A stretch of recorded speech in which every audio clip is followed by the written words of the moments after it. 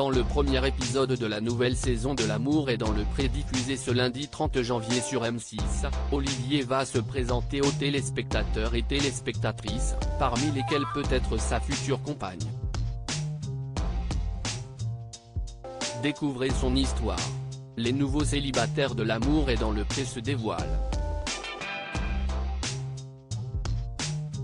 Ce lundi 30 janvier, M6 diffuse la première partie des portraits des agriculteurs qui accompagneront, à la rentrée prochaine, les soirées des téléspectateurs grâce à leur histoire d'amour naissante.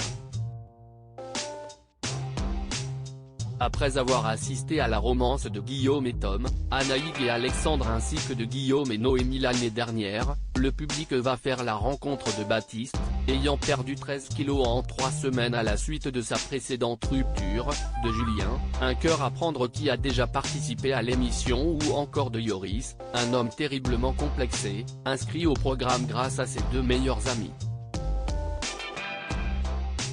Lors du premier épisode, les fidèles auront l'occasion de découvrir Olivier, un homme sensible et généreux. Olivier de L'amour est dans le pré 2023 complexé par son parcours scolaire à 56 ans, Olivier est un éleveur de moutons et de vaches vivant en Nouvelle-Aquitaine.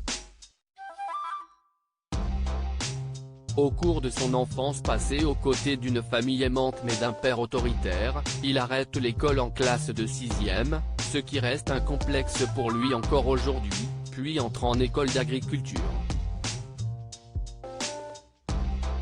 Lors de son parcours scolaire, on oblige ce gaucher à écrire de la main droite. Ça m'a foutu en l'air, témoigne-t-il. Il finit par consulter un orthophoniste plusieurs années plus tard afin de s'épanouir pleinement.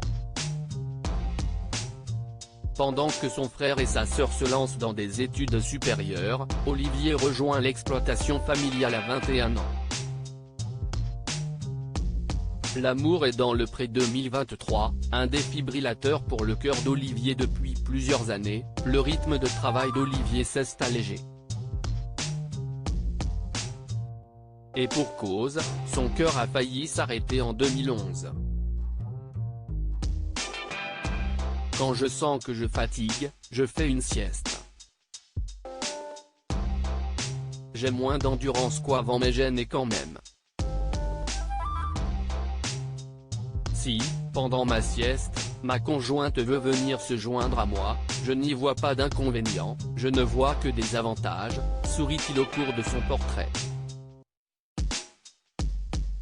Dans sa maison, un défibrillateur peut envoyer des décharges électriques si son cœur faiblit et même le relancer s'il s'arrête. Optimiste, celui qui aurait rêvé avoir au moins 4 enfants prend désormais le temps de vivre et de voyager.